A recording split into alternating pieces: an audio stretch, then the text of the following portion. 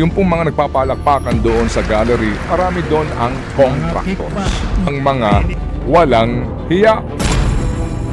Kasi mukha pong ang iba, na mga contractors, tuloy pa rin po ang ligaya. Mas Hindi nahihiya. kumakapal ang pagmumukha. Pero ito nga po ngayon siguro, maganda rin pong patamaan natin ang mismong nangako dito po sa nagdaan niyang SONA. O, ilang beses na natin narinig yan. Pero, ito po yung words niya, sa mga susunod na buwan makakasuhan ang lahat ng mga lalabas na may sala mula sa investigasyon. Pati na ang mga kasabwat na kontratista sa buong bansa. May nakulong bang congressman? O baka mali lang ako? Hindi, Wala nagtatanong pa. ako. Wala pa. O, kita mo? Nagtatanong lang ako. May Wala nakulong pa. bang congressman, partner? Wala pa. Eh, Aga-aga, birahe! Birahe! Morning, baby girl. At balikan lang po natin itong parte ng mahabang talumpati po ng Pangulong Marcos nung pong nagdaang ika-4 niyang SONA. Alright, ito ho yung dulong bahagi ng kanyang SONA. Balikan po natin, namnamin po natin, pakinggan po natin na mabuti. Huwag na po tayo magkunwari. Alam naman ng buong madla na nagkakaraket sa mga proyekto.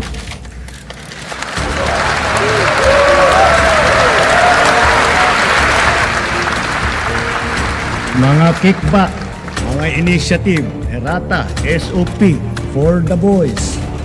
Kaya sa mga nakikipagsabwatan upang kunin ang pondo ng bayan at nakawin ang kinabukasan ng ating mga mamamayan, mahiya naman kayo sa inyong kapwa Pilipino.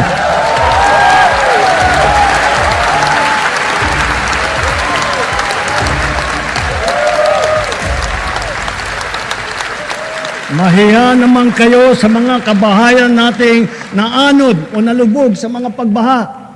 Mahiya naman kayo, lalo sa mga anak natin na magmamana sa mga utang na ginawa ninyo nang binulsan nyo lang ang pera.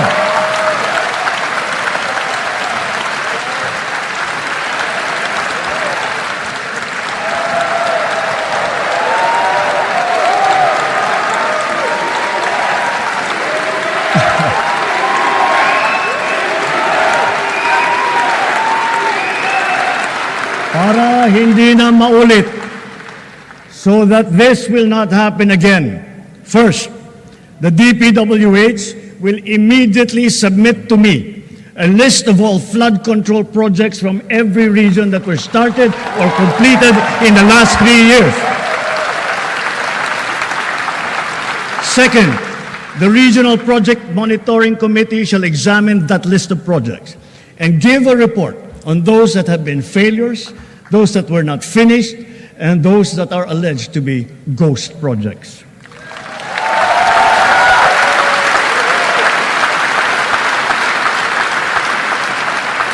And third, we will publish this list.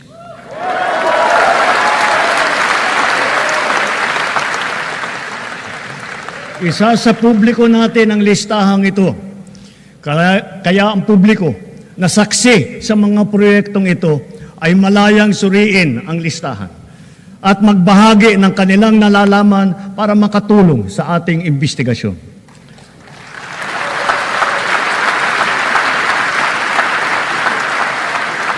At the same time, there will be an audit and performance review regarding these projects to check, to make sure, and to know how your money was spent.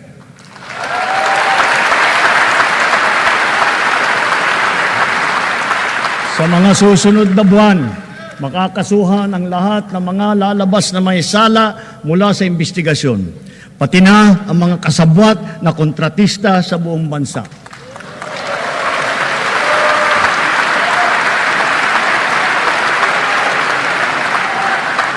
Kailangan malaman ng taong bayan ang buong katotohanan. Kailangan may managot sa naging matinding pinsala at katiwalian. Yan po yung dulong bahagi po ng SONA ng Pangulo ng 2025. Girl, grabe, no? Mukhang mamaya, katakot-takot na palakpakan ulit ang maririnig natin sa Pangulong Yung, Marcos Jr. Di ba yun yung usual na binibilang? Kasama dyan, hindi lang yung red carpet ang inaabangan. Kasama dyan yung standing ovation, Okay. kasama po dyan ang palakpakan. Pero dun sa maiksing pagbabalik tanaw natin sa naging pahayag na ito ng Pangulong Marcos Jr., dami ko pa rin hinahanap. Okay, sige. Oo, So himayin natin yung last part Sige, na ito. oo. Ngayon, yung pong mga nagpapalakpakan doon sa gallery, again, with all due respect, hindi ho naman lahat, marami doon ang contractors. Yan. Marami doon ang nakipalakpak po, pero the truth is, bahagi nga sila noong mga pinatatamaan ng presidente. Pero ito nga po ngayon siguro, no, maganda rin pong patamaan natin ang mismong nangako dito po sa nagdaan niyang SONA. Kasi mga kapatid, sa dulong bahagi po ng SONA ng Pangulo, sinabi niyang hindi na raw po dapat magpatuloy pa ang kalakaran na ito. Ika niya, no? Isa sa publiko raw po ng Pangulo ang listahan ng palpak na flood control projects pati na mga ghost project. Meron pong sinasabi na yung pong isumbong sa Pangulo website, di po ba? Pero doon po sa isumbong sa Pangulo website, ito po yung magsusumbong ka and then mismo doon meron din po mga listahan ng proyekto. Pero yung pong sinasabi na actual na ho, pinakabago na listahan talaga ng ghost projects, mukha pong hindi napagtagumpayan nila yon. Totoo po yan, di po ba? Kasi wala. Isa sa publiko daw po ang mga audit na gagawin sa mga proyektong ito. Ang dami pong proyekto. Audit, nung una po, ang isang Vince Dizon very active. Pero kung inyong napansin, kinalaunan po parang lumalaylay na hanggat sa nawala na po, kumbaga sa eksena. Manaka-naka na lang po, pabugso-bugso na para bagang ulan sa panahon ng habagat. Yung kanya pong performance, dito ho sa mga proyektong ito. At ika po ng presidente, sa mga susunod na buwan, makakasuhan, ito po yung words niya, sa mga susunod na buwan, makakasuhan ang lahat ng mga lalabas na may sala mula sa investigasyon. Pati na ang mga kasabwat na kontratista sa buong bansa. Yan po ang sinasabi niya, ha? Sa buong bansa, malalaman daw ng taong bayan ang buong katotohanan. Ngayon, may dulo pa ho ito, mga kapatid, no? Ang sinasabi. Makakasuhan ang lahat ng mga lalabas na may sala at sangkot. Kailangan daw hong may managot sa naging matinding pinsala at katiwalian. So yun po ang hinihintay ng marami. But truth, di ba?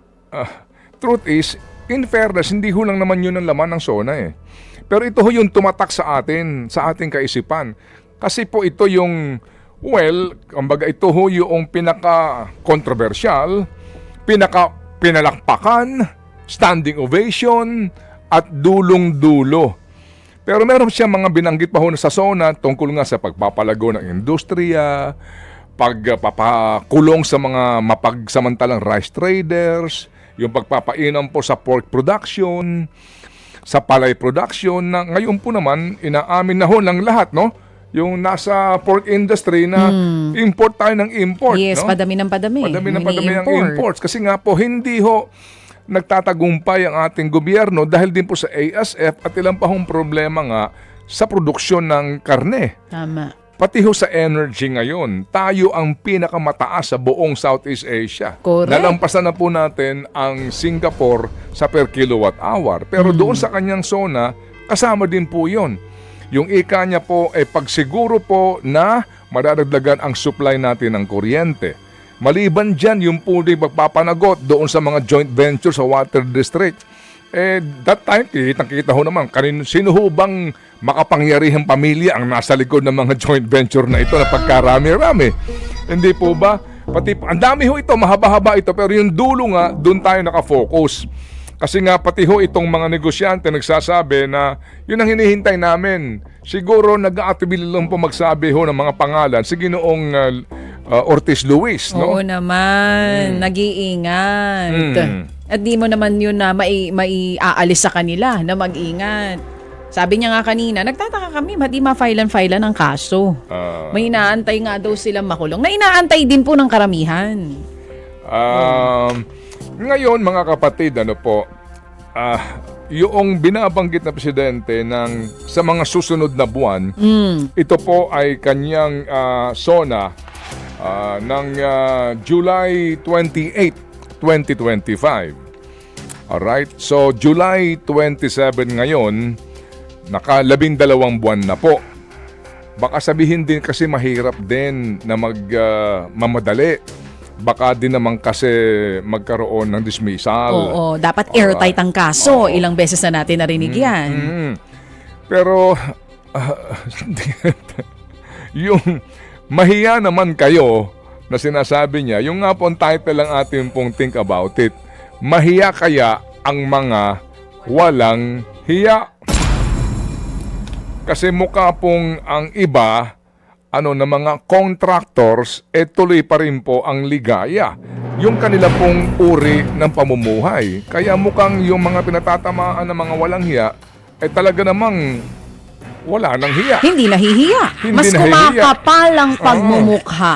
Kasi nga, naiisip siguro nila, no? Ako lang to, partner, baka nasa utak nila. Hindi, wala naman nakulong eh. Kung may nakulong man eh. I mean, may nakulong bang congressman? O baka mali lang ako? Hindi, nagtatanong pa. ako. Wala pa. O, kita mo? Nagtatanong lang ako. May Wala nakulong pa. bang congressman, partner? Wala pa. Siguro kung ikaw kasama ka dito sa pinatatamaan ng Pangulong Marcos Jr. doon sa kanya nakaraan na SONA, ang nasa utak mo niyan, nakukulong Oo. Okay. Tuloy ang ligaya. Pwedeng gano'n na nasa utak di ba? O pwede naman naglaylo kahit papano. Uy, ako. Baka ma-special mention tayo ulit sa susunod na SONA. Kalma-kalma lang tayo. Pero parang hindi gano'n yung nakikita ng tao. Sige.